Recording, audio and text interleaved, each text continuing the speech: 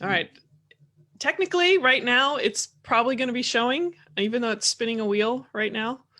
However, we are officially live. Why don't you start us off with our 5-minute Friday Faves? Our 5-minute Friday Faves. I'm putting on Friday 5 Faves. I don't know. Trying to do all this stuff. What my favorite? Now I'm kind of blanked out, and I have to use like watermelon again. No, I'm going to tell you my favorite thing. Tell me my favorites. Actually, I have a favorite, but you go ahead. Oh, go ahead. Say it. No, go ahead. Yours is going to be better than mine. Well, first, welcome everyone to the Friday Faves on the Change Physician community, and of course our podcast as well. And we do this on a weekly basis just to share some thoughts about the past week, also talking about some gratitude about our present moment, and also for our future, what things are coming. And of course, in the next 5 minutes, we have our first happy hour online. We'll see who can join us. But until then, we are going to go ahead and give you a little piece of maybe this past week or our most recent podcasts. Let's see here. What we need is Sound of Music. These are a few of my favorite things, and we should be both play that in the background. That would be that'd be good. Yeah. I was more technically adept. I would get that, and I would just it'd be great. You guys would like that. Well, since we don't have those effects, let's not forget what happened. You don't have yet. Well, our most recent episodes, if you missed them, Dr. Rael Mazensky, he is the head of docjobs.com. He'd gone to medical school, decided it wasn't for him, ended up getting an MBA, ended up leaving the world of clinical medicine, and has created quite an entrepreneurial business life. And there's a really great episode, a lot of great takeaways during that episode, along with our returning guest, Vicki Chan, who discussed direct sales. And she has such an enormous experience with that after she decided to, leave her full-time job and go part-time, and then work as an ophthalmologist part-time, and then do direct sales. That episode, if you want to just tap into it, understand it, and make sure you don't feel sleazy doing sales, which, you'll realize after the episode that we all do sales, whether you realize it in those terms or not. So make sure to check out those episodes. That is episode 26 and 27. And so what is it going to the present now as far as gratitude? Kevin, what are you grateful for this past week? You said you were going to start with your faves. Okay, well then I'll hop into it. You're confusing me. One minute you do it, and then I said I wasn't ready, and then you're like, I'm going to do it, and then I'm like, okay. Well, then I realized we need to talk about the past. So actually, we were just talking about it. So this looks like really nothing exciting, but because we're having our happy hour, I decided to grab one of my favorite wines, and that is the Messina Hoff Angel Late Harvest Riesling. I discovered it at Costco. Just found out that it's at HEB as well, which is for you that are not in the south part of the United States. That is a grocery store. So I'm enjoying that, along with, I try to stay away from cheese, but at the same time, it just goes really well with wine. So cheese is good. Yeah. So that's one of my favorite things. So I can talk about another one after you talk about one. Well, because, I was having some trouble because I was discombobulated, and I had to explain what punchy meant to you, because I was like, I'm feeling punchy. And you're like, what does that even mean? I had to go into the details on punchy. And then I was like, well, watermelon juice, because I am drinking watermelon, but it would have to be this cup. This is the Yeti 20-ounce tumbler with the double super extra wide insulation thing. So even though it's icy cold watermelon juice that's delicious, there's no condensation on this at all. So I can put on my desk, and it doesn't get anything wet. And that is compliments of my wonderful sister, who is amazing and is super into Yeti apparently. And she decided that my family was deprived, so she bought us all Yeti cups. So we have 2 of these, and we have some 2 smaller ones, and they're super awesome. And I've been using it quite a bit since she got it to me. So that's one of my favorite things. Very nice. Very nice. So let me think. There was a couple things. It's funny how that's the thing about being grateful. It's very easy to focus on things that you're not happy with or you don't like in your life. It's like just a natural human phenomenon. If you've been in a relationship, you get it. You might focus on the things that you're not happy with, but sometimes take for granted the wonderful things that relationship provides. but sometimes those moments of gratitude are just so fleeting that it's so easy to forget. So when we get to Friday, unless you write it down or make a point, it's really easy not to remember those things that you're grateful for. So generally speaking, I've been really grateful for, we've talked about technology. Oh, we might have some guests coming in. Oh no. So speaking of which, just being able to do Zoom, I can do my pre-op interviews for my surgical patients. So that was my other thing. But we're going to let in some guests, and we'll just make sure that they're okay being live. Oh my goodness, it's the Larsons. So we are live on Facebook. I just want to make sure that you guys are appropriate for that. Hello. Hi. How are you? Good. How are you? Good. We are on Facebook Live, so if I just want to make sure everyone's body appropriate. Totally fine. We were worried. Yeah, Yes. you should have been. We you just never know. You never Yeah. know. You never know. It's funny because we do these weekly Friday Faves where we talk about what we're grateful for, and Okay. one of those things is being able to connect with people online. And so we just tied this little online happy hour into the Friday Fave Live. So I'm going to let somebody else in here. Sarah and Colin out of Canada is going to be coming in. Of course, we already have Eric and Marcy Larson here. We'll see how this goes. This is our first time, y'all, so bear with us. Yeah. Hi. This is so great. So we should do introductions. Yes. Why don't Kevin remind the Taylors that we are on live on Facebook, if that's okay. So we are actually live on Facebook. We started off, we have page. the Friday Faves thing that we do, and we stream when we talk about like what are our favorite things of the week, kind of a little gratitude to exercise, and we just blend that into it. So hopefully you guys are okay with everybody on Facebook. It's not like anybody's watching because they may watch it later. Who knows? But I do want to say for anybody, the one person who might be watching this later, we got a nice geographic distribution here. I'm in obviously Corvallis, Oregon. We got Melissa down in Austin, Texas. We got the Larsons who are over in Grand Rapids, Michigan, and then we got the Taylors who are in Victoria, British Columbia, land of the greatest water, according to my daughter, who has said that Victoria water is the finest, and she is quite the water aficionado. So awesome to have you guys all here. And I guess we can kind of move off the Friday Fave things. And it's kind of an easy introduction. Do you guys have anything that was a fun thing this week, or something that you were appreciative for, or, just a little favorite? And it could be really minor or it can be big, either way. Putting you on the spot. I know. No pressure. We were just talking about how it's so easy to focus on the things that are not going well, and those fleeting moments of things that are going great. Sometimes it's easy to take those for granted, but that's why we like to just jog our memories through the week so we have something for Friday to share. So if there's anything you have to share, feel free. Otherwise, we'll just I'll take a chat. So what are you drinking? What's your favorite beverage? It's nothing too exciting. No. It's a rosé. It's a rosé. Oh, okay. Well, that was What's that? Or cider. It's either that or a cider. So we went with the rosé. So. Oh. Very nice. My husband loves ciders.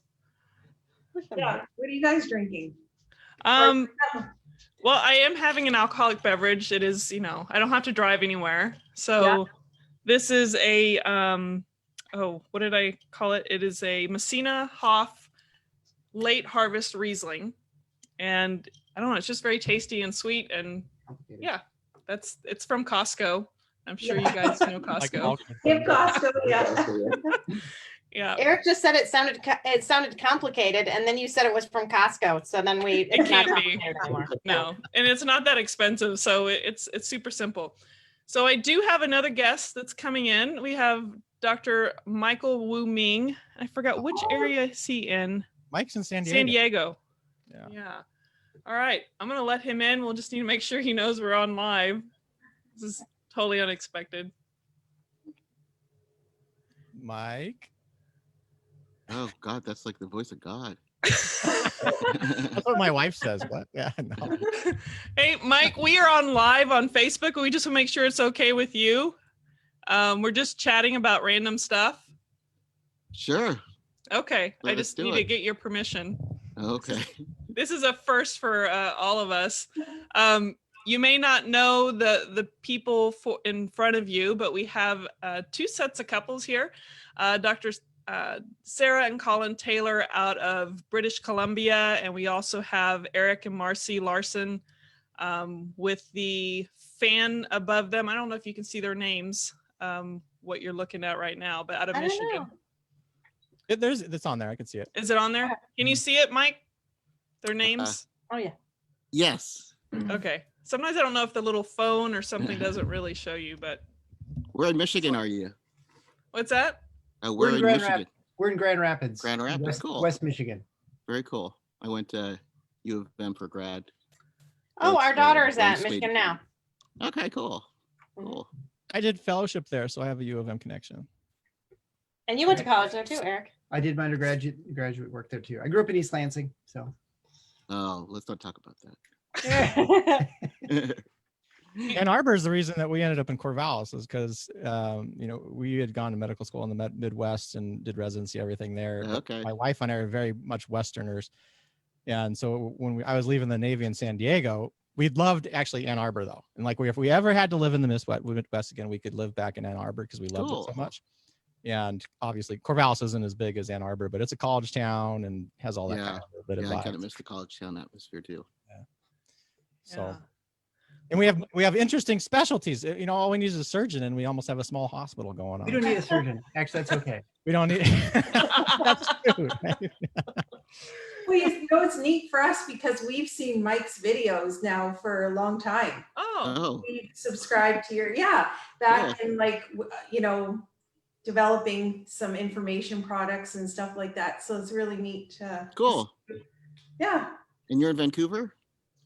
Victoria. Yeah. Across Oh, the water, Victoria. Vancouver Island, yeah. In Yeah. the island. Yeah, beautiful area. Yeah, we love Beautiful. With the nicest water. The nicest water. apparently. Water. Yeah. So we're been told. Yeah. I very good thought this was supposed to be drinking. Aren't you Well, supposed to be that's We What are you drinking, Mike? Come on. Crystal Light sugar-free lemonade. I'm it, hardcore. it could be water. It doesn't matter what it is. We don't specify. It's all Very good. cool.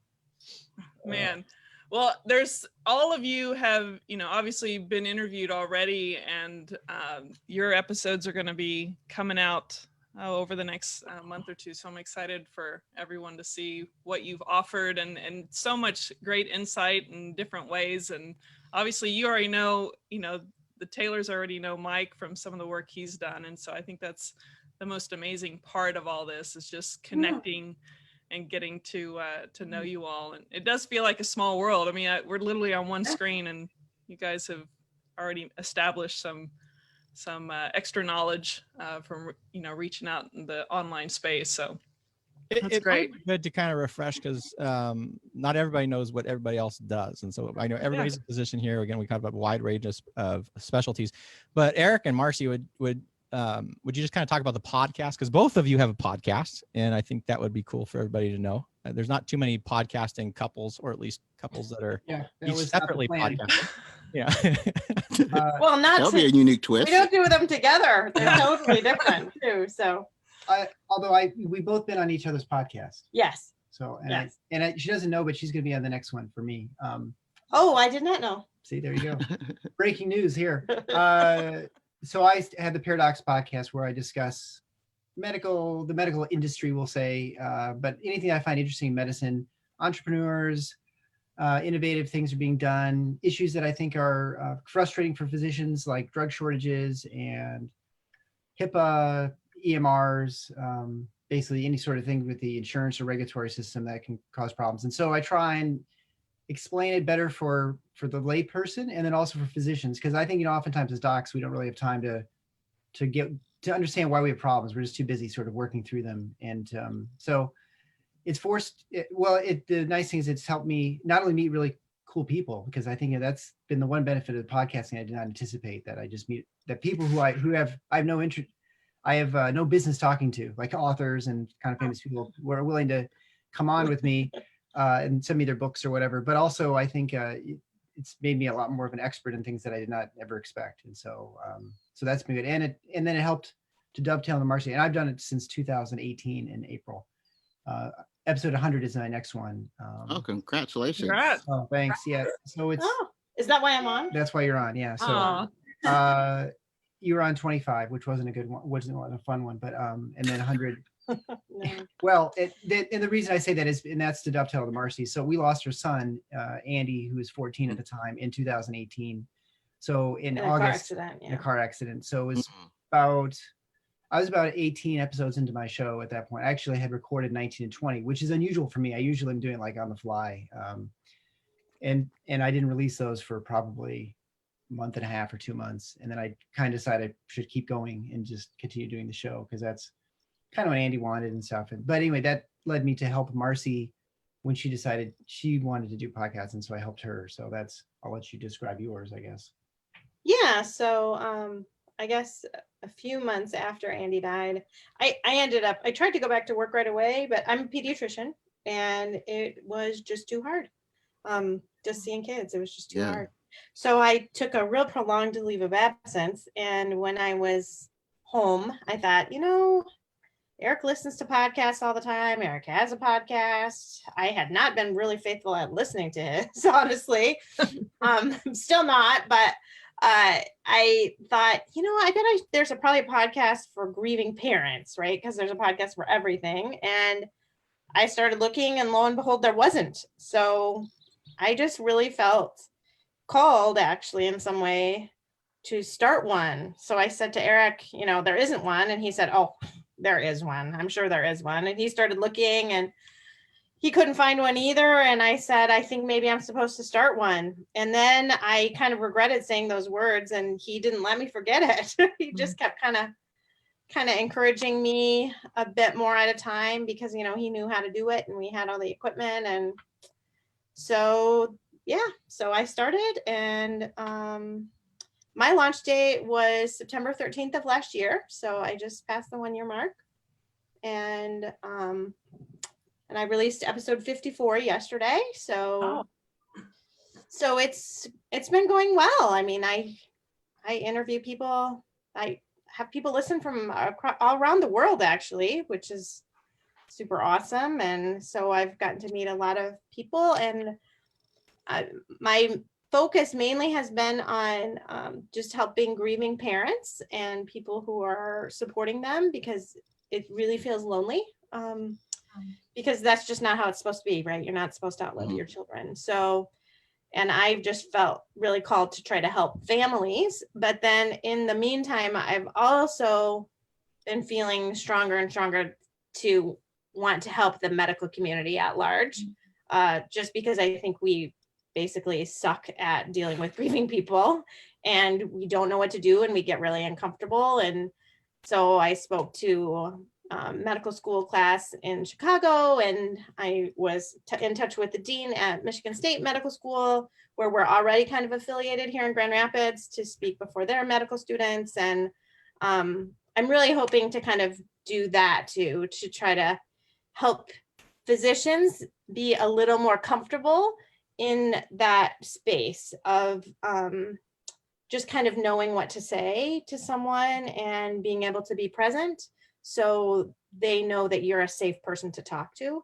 Because a lot of times I think we don't give off that vibe, right? And then people just close up and you're not a good person to talk to. So that's what I'm kind of focusing on, kind of those two areas right now. So Wow. That's awesome. What's the name, Marcy, of your podcast? it's called Losing a Child, Always Andy's Mom. So, and on Facebook, I'm Always Andy's Mom, and Twitter and Instagram, it's Always Andy's Mom. And my website is just andysmom.com, or alwaysandysmom.com will get you there too. So. Okay.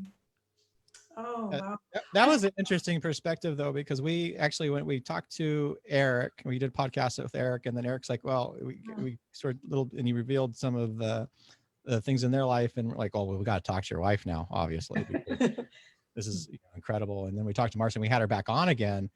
And unfortunately, or fortunately, depending on how you're looking at this calendar, that episode where we talked about grieving, I mean, from my own personal perspective, there were so many takeaways from that, because the way we had that discussion, you can remember. I mean, you remember being in the ICU losing a parent or a patient. You can remember these episodes when people walk into your office and they say something, comes out of the blue, and you like don't know how to respond. And I really wish I had had that episode before, really in medical school, because unfortunately, I think I've flubbed more than a few of them. And just some really powerful takeaways, like the thing about just making sure you use the name of their loved one, and how important that is. And so anyway, that was interesting. But that's been the joy, I will tell you, from the Change Physician, talking to all you guys, and to hear all your neat stuff. And so I would like to, if Sarah and Colin would kind of reveal your perspectives, because Sarah and Colin are obviously in Canada, and we had a discussion with them, because I think on the physician community on the US side, sometimes we're like, oh, it must be better, or some people it would be worse in Canada. And it was interesting to hear there's a lot of similarities actually between what you guys, shocking, being physicians in Canada have similar concerns as being physicians in the United States. So could you tell us a little bit about your stories?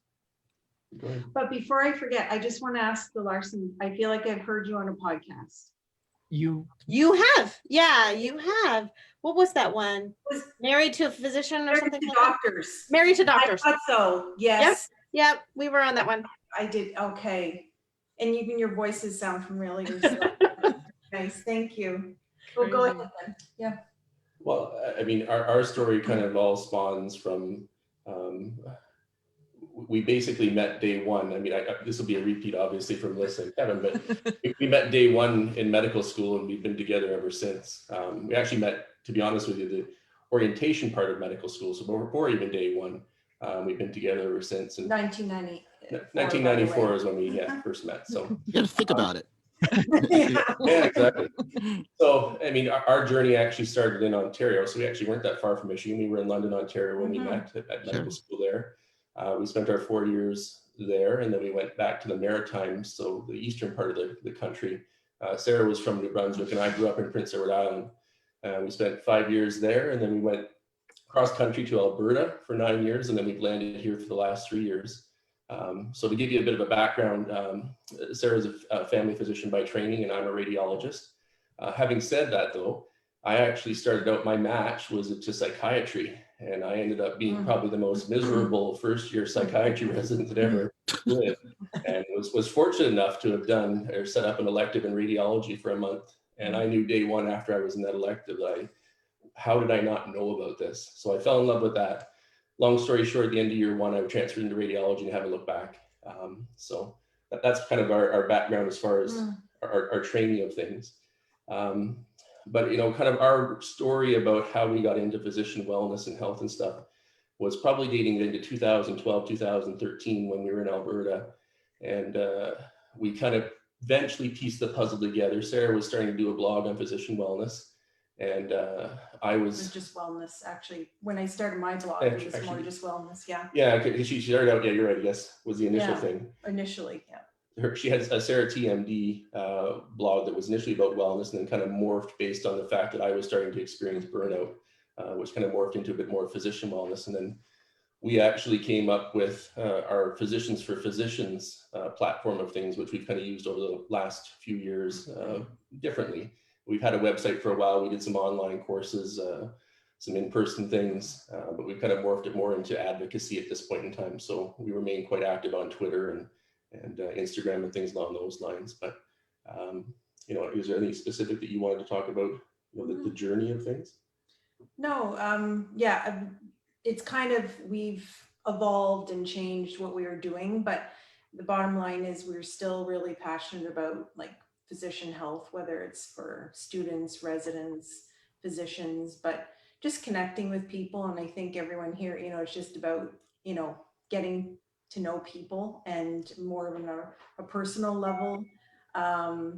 And, just being available to have conversations, like nothing kind of fancy about it.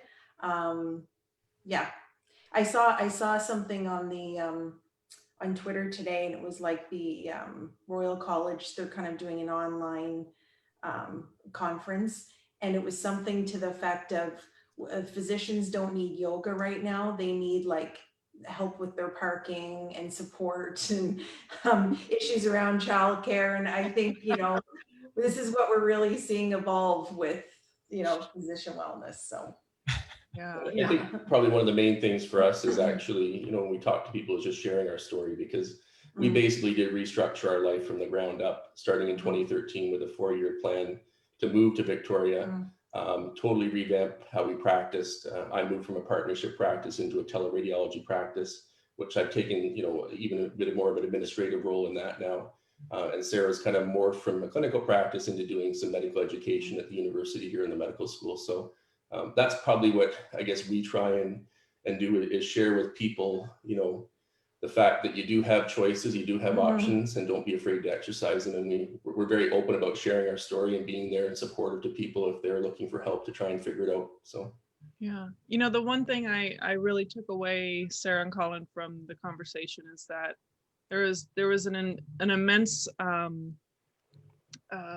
you know, communication that occurred between you two throughout this process, and you both were very willing.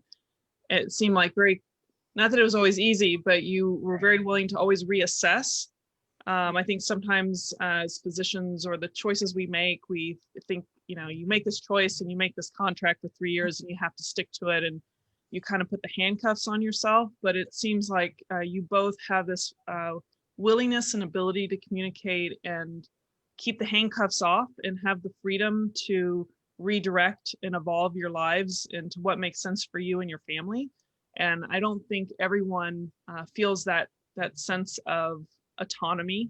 And so I think you reflect a lot of that possibility for people. And so I know you've been very gracious and offering at the end of that, you know, conversation too, that if anybody just needed somebody to talk to and feel like there's hope, you know, I know that you offered that, and that's an amazing gift, especially for someone that feels like they're drowning with this, you know, trying to decide how to get out of a bad situation. So yeah, I think no, that's it's true. We've never kind of stood for the status quo. Yeah. We've had some people probably question our choices in the sense of, are you guys crazy giving this up for that? financially, right? Because it wasn't a financial move, it's a No, lifestyle move. It was a lifestyle move, and no regrets. 3 years out, No. By far the best decision we've ever made. And it's interesting that you bring that up, because one of our friends, I actually knew her growing up in Prince Edward Island, but we became better friends, kind of as family friends, when we went back and moved there. That's the one thing that she said to us about 2 years ago. She goes, "You guys are remarkable from the sense of you always seem to be able to recreate yourself, and you don't seem to be scared to try and do that. You're willing to take that leap." And no, I guess we don't take that for granted, but it is something that actually has helped us kind of get where we need to be over the course of time. So yeah, absolutely. Well, you know, I know that the Larsons know you, Mike, and kind of what you do, but do you mind letting the Taylors know at least, kind of like Taylors know. The Taylors know. Yeah, we know. Oh, you don't. We don't know. Yeah, Oh, the The Larsons. Larsons don't. are ignorant over here. in Okay, Michigan. maybe it was just the few drinks I had before. No, I think that's your guest dyslexia, you know, coming up again. maybe I'm flipping the screen again, and so anyway, I won't make excuses. But for the general audience that might be listening and doesn't know what you're doing yet because they haven't seen your episode, do you mind? Sure. And these are physicians most likely. Most watching likely, this? there might be Okay. some friends lurking of mine, but My mom. Hey, mom. Okay. Hey, mom. Hey, mom. My mom is fantastic. Yeah, I'm Dr. Michael Ming here in San Diego, and I'm a family physician by training, although it's been a long, long time since I've done primary care. I'm known as a physician entrepreneur. I have a podcast called Bootstrap MD. About 2003, 2004, I actually left corporate medicine. I started a company, it was a software company. It allowed me to retire, did pretty well. And about 10 or 11 years ago, I was still, I was looking kind of like for my next adventure. Things that I also do is I coach physician entrepreneurs. And one of my students who said that they'd have to stop getting coaching from me because they got a letter from the Texas Medical Board because they had been out of medicine for a while. And if they didn't start seeing patients, they would have to go back to some type of retraining. and retraining involved them going into medical school again. And with some hypochondriac friends, it had been a while since I've seen patients. So I did locum tenens for about 30 minutes, and then I realized that I was not an employee. I'm not a very good employee. So some of the revenue that I had from my sale of my company, I started my own practice, and it's a wellness practice, integrative medicine practice, weight loss, hormones, aesthetics, and co-own about several of them down here in Southern California. I'm exactly what the Taylors are saying in terms of lifestyle, because I don't see patients that often. I see about 5 to 10 hours a week, but I have a staff who mostly sees the patients, and I'm all about lifestyle. I did a survey with my with some of my students, and just like I have a Facebook group as well of physicians, and would you rather make $500,000 a year going full time, like 5 days a week, or would you rather make $100,000 a year or working 1 day a week? And like 90% of them said, 1 day a week. And we all know we see doctors when they come out, we're all gung ho and everything like that. It's interesting that a lot of folks here are from primary care kind of got beaten down after a while, and it's like one thing that I've always been happy about, at least for myself, like when I was retired, is like I'm like the only dad that could pick up my kid, from school. I thought that was like really cool. I'm actually the son of a pediatrician, and I didn't get to see my dad a lot. So now my kids are older, so they don't they don't want to hang around dad too much. But for me, I think it really helped me with my boys. I've got a son who's autistic. And they're grown men now, but I think it really helped just kind of being there for me. So like you said, if you have to take a drop in income because of it, I think it's like, my thing is when I talk with doctors, so I do some speaking, and I've got my podcast, is like, like what legacy do you want to leave for yourself? It's so cool that you guys are doing so many really amazing things. I mean, Marcy, with your podcast, I mean, just think how much you have like reached or touched people that you probably, sure, as a pediatrician, we can see so many amount of kids and everything like that, but I mean, can you measure how many people that you now have, because you have a voice, that you've been able to reach? I mean, not putting yourself out there, but I see Yeah, following. it is so different, because I mean, before Andy died, I would just work 3 days a week. I had about 800 patients that I had, personally. We have about a 10,000 patient practice, but I had about 800 myself. And yeah, so it was just those few hundred families, right, that I really dealt with. And then I did some administrative work for a physician organization. And gosh, after Andy died, I was like, I mean, that just seems stupid. Honestly, me going to negotiations with insurance companies over getting 25 cents per patient member per month, I couldn't do that anymore. It was like, that was just torture, and just felt just so unimportant. So, but now but you I have think an too avenue. about what you said about lifestyle. I mean, after Andy passed away, that was one of Eric's struggles he certainly had, was he said, I didn't spend enough time with him. Yeah. Because we weren't home enough. So things change then, Yeah, I mean, I have and thanks you for sharing, but I had a student who was a surgeon, who was young guy. I mean, he looked young, but he was probably late 50s, early 60s. And I do these workshops. Well, at least pre-COVID, I did these workshops where I would work with entrepreneurial physicians, and he was in my program, and he couldn't make all of the workshops, and because basically he says, if I leave my job, then I'm losing income, and he wasn't, and because he was, he was the bread earner, and he was responsible, but it was like so he hadn't taken a vacation for like 2 years, and but he had some really great ideas he wanted to do with his practice, and but then he passed away. He had like a 4-vessel heart attack trying to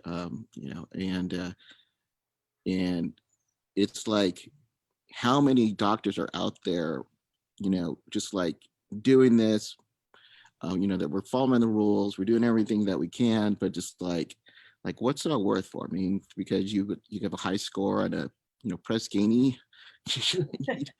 survey, or pay for performance, or you're staying up late in the EMR, and just like I think now it's like, with all these Facebook groups, doctors are a lot more open now, and we can talk about this. I mean, when I was doing this is like heresy to talk about things like this, right? And I'm sure it still is in some parts, but it's just like, I think a lot of us are kind of tired of the bullshit. Sorry, hopefully it's not. Oh, you're fine. Apparently, I figure Kevin throws F-bombs every now and then, so I can. But yeah, it's just like, it's cool that we're now in a place like you guys are doing podcasts and having these other avenues. I know I work with some doctors who like, they're working in institutions, and if they get $1 from something else, they're restricted from doing anything like that. I mean, talk about like not supporting like other endeavors that you're doing, but I don't know. That's we're in such an interesting time on so many different levels that you're talking, Mike, and it is pretty amazing because talking to you, and you were doing this stuff like in the late 90s, early 2000s, when there was barely an internet. I'm old. Yeah, but what was shocking to me is like, for each of us, for different reasons, have had kind of these moments in medicine. And for me personally, when I was sort of evaluating what was important and how my practice was sort of set up, and what I kind of realized about medicine and pain specifically, the connection, you think you're going crazy a lot of times. Like, so like for you, I don't know how you did it in the early 2000s, because at least for me, this was, I ended up finding people's books, and then I was just like emailing everybody I knew, like, am I crazy? What's going on in this world? And so it's so much easier now. Like with you have Facebook, you have these groups, you have all this ways to connect. And it's, so we have this thing that everybody all talking about, like social media, and there's some new movie on Netflix I haven't watched about whatever, social media super scary or whatever. But I'm like, this is such a powerful tool for connection. So there are some bad things about it. But on the flip side, for physicians who are challenging the status quo, who are interested in creating or crafting a life that's important to them, we are in probably the best time to do it, because you have examples. You can talk to people in Canada or United States, anywhere, any time zone you want, and that sense of community there. It's amazing. We're so lucky to be in the time that we are, for the resources we have, and to find ways to, be entrepreneurial and add all this stuff in, like you were leading to, Mike. And unfortunately, I don't think I think physicians need to be more responsible for that, because I don't think the healthcare systems per se are going to be any interested in improving their physician's life, I should say. So if you want to do it, I think it's really up to us to do it, and we have the tools to do it. Yeah, for sure. I mean, when I was a family physician, I didn't realize like what else could you do.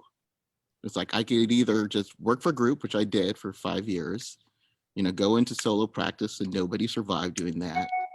But I didn't know what else to do. And now you got, I work with docs who do, they never leave their house. They're doing telemedicine. They're working like for 5 different telemedicine companies. Some are doing, expert witness stuff. Some are completely out of medicine. They're working for big pharma, pros and cons of that. But there's other things that you can do. And, for the most part, but it's out there. You just got to kind of find out who's actually doing it. And like you said, now we're kind of connected, and I see, there is no traditional physician role now. Seems like, they may want us to just write prescriptions all day. I'm sure they would like, they want us to do that, but I was guilted at the beginning, right? Because it's a calling, right? Mm. But at the end of the day, you know, for me, yeah, I love medicine. I didn't love what medicine was doing to me, and then, their medicine is changing. I can't control what I can't control, and when I can't control things, it's just like, Yeah. But isn't that what do it's what I all can't about? control. Yeah. Yeah. Sorry. No, I was just thinking, you made me think about how everyone here right now, that there was something in your life that you said, no more, not this. I don't want this. Or something happens in our life Yeah. and we realize this is not important. This is not the priority. This doesn't give me quality of life.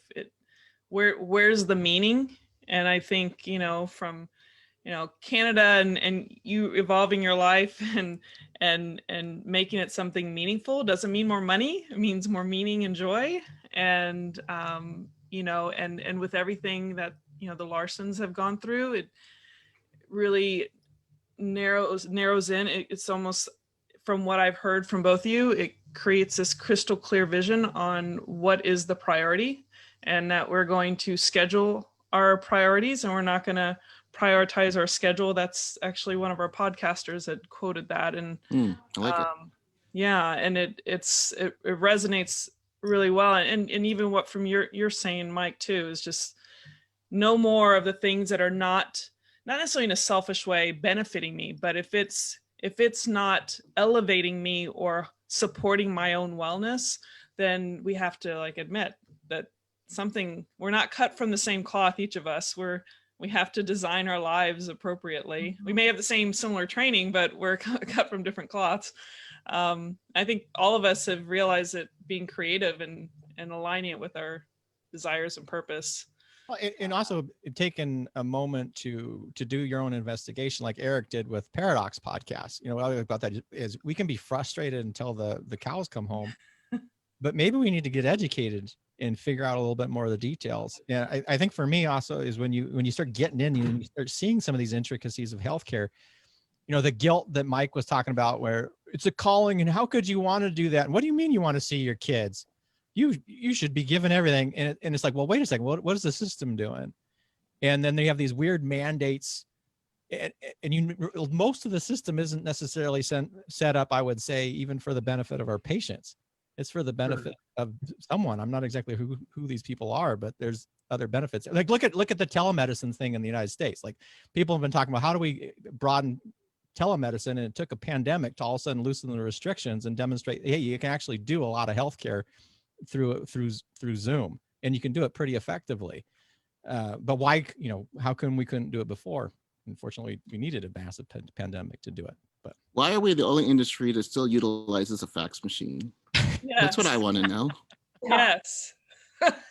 I don't understand. I just had someone call me yesterday, say, I need you to fax this over. I said, I'm sorry, I do not have a fax machine. I have email. I can send that to you that way. Yes. I just got rid of my pager. Yeah, literally. Wow. He's had a pager the whole time. I'm like, why do you still have this? Unbelievable. Yeah. I think, one of the important things here, and Mike's obviously been doing this for almost the better part of 20 years. The system is not going to change for physicians. Right. So we really have to, I know it's a cliche, but we have to be the change that we want to see. And I think, the sooner that physicians realize that there is that guilt of that calling, and if I don't continue with this calling, I've somehow failed. And that's not the case. I think people need to come to grips with the fact that, things change, and no one can ever take away your training, but you can actually use it and leverage it to do something else more meaningful. And I guess the part that, it's really worked out for us is we've watered down how much we work, but it's actually allowed us to have more when we do go to work. So we actually be able to give more every time we go, as opposed to having that tank empty all the time, both at work and then at home. It really is, it's one of those things that people have to move past, but it is doable. I know I really was forced when I took a leave of absence for almost a year, and And you have this kind of identity crisis then, at least I did. I was no longer the mother of 3 kids, and I was no longer a doctor. I felt like I just wasn't one anymore. And like, who am I and what am I? And it took, some kind of months of really investigating that. And then I just came to the conclusion that I am a caregiver. I liked to care for people.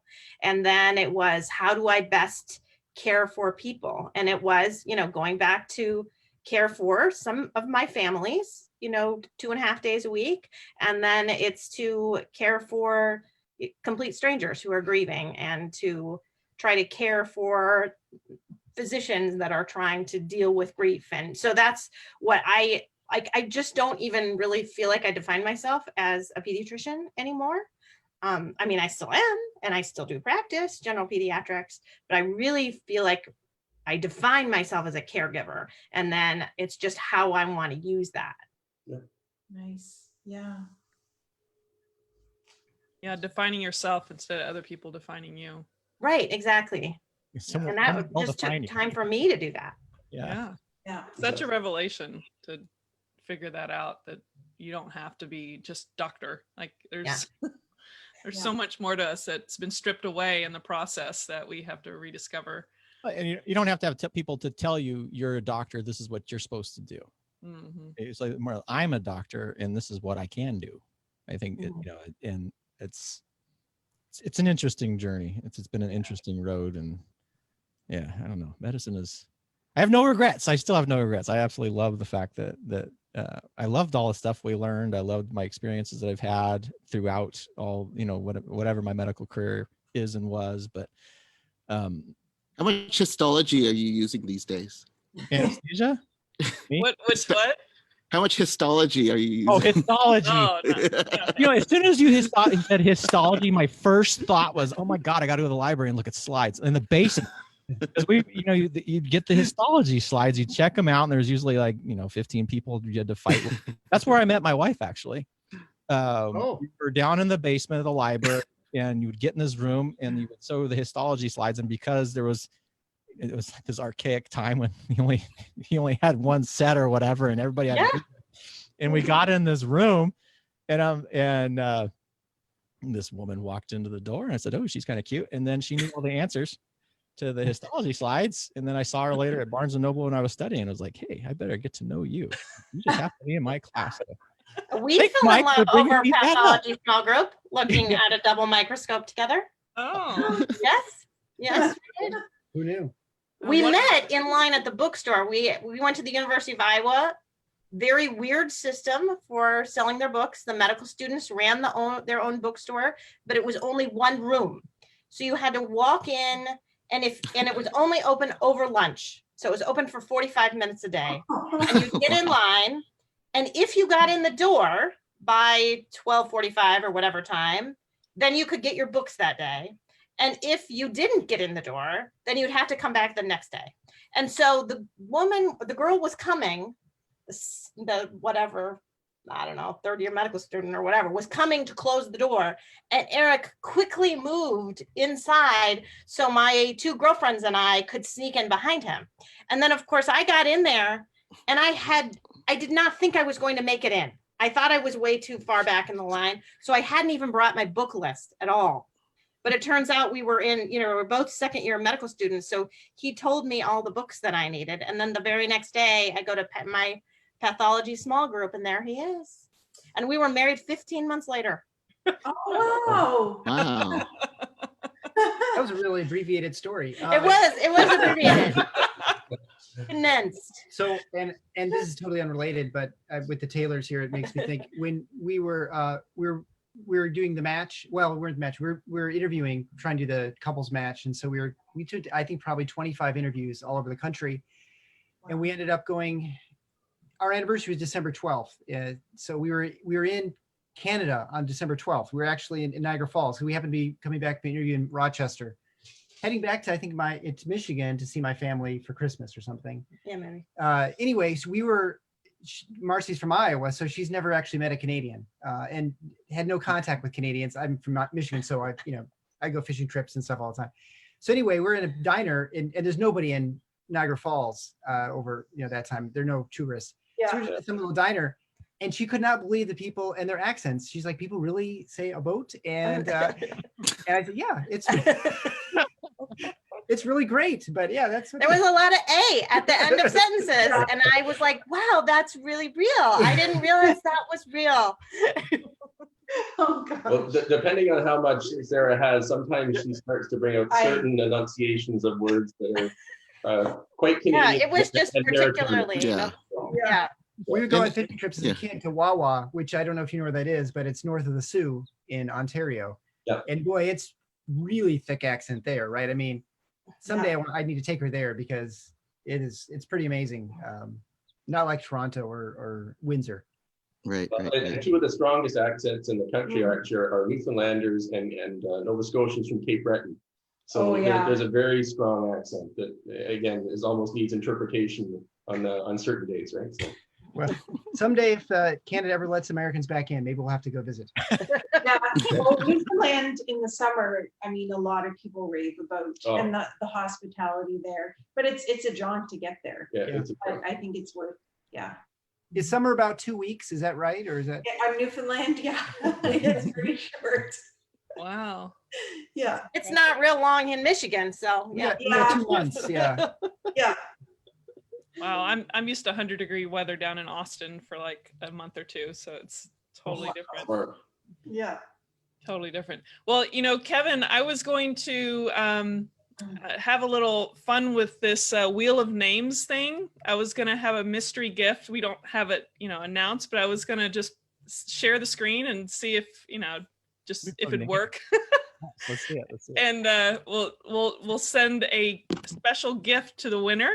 So we're gonna have fun with this. Let me see. I'm gonna share my Wheel of Names. Can you guys see that? Whoa. Oh my gosh. All right. So we're making this official. This will be kind of our help conclude our happy hour. So something to look forward to. I'm gonna hit enter. Let's see. You need to add Mike in there, right? Heck yeah. Oh, I accidentally. I think there you go. Sorry, Mike. I didn't mean to. Oh, okay. I thought it was could be exempt. Yeah, I thought you were for a second there too. No, I think I pre-populated and I might have erased one line, but here we go. Let me see if I can get this to spin. I hope it ends up blank. That'd be pretty fun. How are you gonna have to handle that? Who wins? Wheel Oh, of Fortune. Marcy. Nice. And it'll make it fun here. Here we go. Oh, Hey, You spare no expense. Wow. that is tremendous. There you go. So Marcy's the winner, and we'll come up with a mystery prize to send you. So we'll have to get your address. All right. Didn't know there were going to be fun and games. You got to add a little something fun. Well, one of these times we should do like in the bars where they had the used to have the trivia game. We should do that sometime. Okay, you guys know what I'm talking about? Or really sound like Yeah, they have bar trivia. No, I've heard of it. bar trivia. And it would count down and it would have the clues. It's a common thing, Kevin. Trivia. Like you're looking at me like. And then I was like, I haven't been in a bar in a long time, so maybe I'm listening, because that could be a potential thing too. We've done that with our mentor group because we have mentor online in the spring because you can't really go to dinners or have people with the students over and stuff. So we have students in our group. So we're probably going to do that again. This trivia is kind of you can look up facts, pick a category, and make your own trivia even. Yeah. One group, a tandem of them did it one night, and they actually did it based on 80s music and stuff. Yeah. So it was actually quite cool. So we had little snippets of the songs. It was actually really fun. Yeah. Well, if you have a link to that particular program or whatever it is, you'll have to send it to us. We'll see if we Oh, can. we just made it up. Yeah. Oh, you made it up. You go looking for you can look up trivia questions, but I see. I pieced it together. Yeah. Yeah, no, they were literally on their little window, and they were actually playing the song. Yeah. So we didn't have a platform. If we find one, we'll let you know. Yeah. That's the next entrepreneurial activity, Mike. Right. Actually that's my forte is obscure 80s music trivia. So Oh. I know that. Oh. We're not playing with you then. No. Yeah. Glass Tiger from Oh. Canada. Yes. Yes. Actually. Yeah. Well, you'd blow me out of the water with all that trivia knowledge stuff. So, well, I Completely really useless, that's except okay. during the bar trivia. Well, that's the entertaining part, right? If it's useless, it's probably entertaining either way. That's great. Well, Kevin, any last thoughts before we say toodles for the happy hour? No, other than thank you guys. Really, it was an absolute pleasure to have you guys join us this evening. I'll the one thing about the podcast that has really kind of hit me is every time I talk to someone on an episode, and you guys have all been on episodes, I'm always like, man, these people are so fun. Like, I need to connect with them more often, and I want to hang out and talk more about just fun stuff. I've had good conversations with all of you, and Mike, it was fun to talk about marketing, which is I never get to talk about that stuff. So I was so excited when we got to talk about marketing. So we're planning these, I think, at least monthly. It's sort of the idea behind these. See who shows up. Though, was this a good time for everybody? Fridays at around this time, or Yeah. we figure this is probably the best day. We'll let you know in advance or whatever. And if you can make it, thanks. great. Yeah, thank you so much. This was so much fun. And Thank you very much. Thank you. Thanks for the invite, and thanks for the autographed headshots you're going to send us. I appreciate that from our side. Wow. Okay, is that what it is? I'm That's just the guessing that's what it surprise? is, or some sort of like. That's great. that would be awesome. Oh, we got a dog. Too. Aw. Who is that? That's Emmett. Emmett. Hi, Emmett. Love animals. He's doing his thing right now. Oh, well. Okay, great. I had to move the video. Way to top that off there. Yeah. Don't want to end the podcast. Oh gosh. Well, you all have a wonderful weekend, and it was wonderful to see your faces. You guys All right, too. thank Well, I you. just wanted to say, you asked Yeah. what we're grateful for, so I'm grateful we met some nice people on this Oh. platform, Yeah, and no. to see you guys again. So thank No. you. Yeah, most welcome. Yeah. It's nice to connect.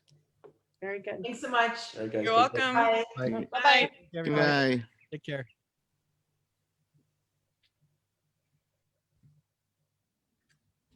That was great. We're still live. You still live on Facebook? We are. Oh, well, that was fun. And yeah, that was it. Welcome to our first online happy hour, which We no will one definitely have said- to do that again, Yes.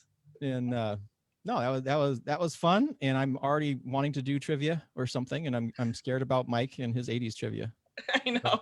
I thought I'm not bad at 80s trivia, but he looked pretty pretty serious. You look pretty confident. I'm Look like, I might have to just hide during. I don't know, but it's not like we're around the same age. So where were you? Yeah, but I was really bad about being tunnel visioned in medicine, and This is the 80s. still You like would have been like a teenager. I remember some stuff, but I don't necessarily remember. Like I get focused on doing my homework, or I don't know. I'm really bad, so Yeah. I'm trying to be better. You were a nerd. Yeah, I was a big nerd. Yeah, I'm not denying that. It's fine. It's fine. Look what happened. The nerds inherited the earth, so that's good. Well, any last comments before I say Shut us toodles off. for tonight? No, I think that's good. Again, this is really fun. Thank you for all the work that you have been doing, Melissa. You are awesome. Your technical skills are amazing. I wouldn't have even known about the wheel of names. That was pretty slick. It's called copycatting because I saw someone else do it and then I just looked it up. Well, So you teach yourself. that's what some people call copycatting. Other people say, "Oh, this is what this wonderful thing that I have." Right. This is what I learned. This is what I learned today. This is all learning. But no, this has been a hoot. It's always good to see you. Yeah, And, ditto. we'll have some great new episodes coming up, and we'll chat soon. Yeah, and I only had like half of my drink because I was so engaged in the conversation that I don't know if really happy hour is just to be happy. It didn't have to be alcohol induced. Well, at least half of us had non-alcoholic beverages. No, that's More good. mature of us, yeah. Oh, I do have watermelon though. Corey got some watermelon, so And then you got to get your Vitamix, and you. I know I still have. I'm pushing that off. Prioritizing certain expenses at this time. All right. So, well, awesome. Well, good to see you and everyone out there. I am Melissa Cady, joined by my co-host Kevin Cuccaro on the Change Physician community /podcast. And we look forward to see you on the next Friday Faves, which happens every Friday. And once a month, we'll be doing a happy hour online. in conjunction with that Friday Faves. So look out for that when we go live on Facebook on the Change Physician. I also try to cross post it to my personal page of the Challenge Doctor. And make sure to check out thechangephysician.com and sign up for updates about these events and other podcasts that are coming out, or any special gifts or prizes that we are going to roll out over in the future. So until next time, y'all take care. Stay well, folks.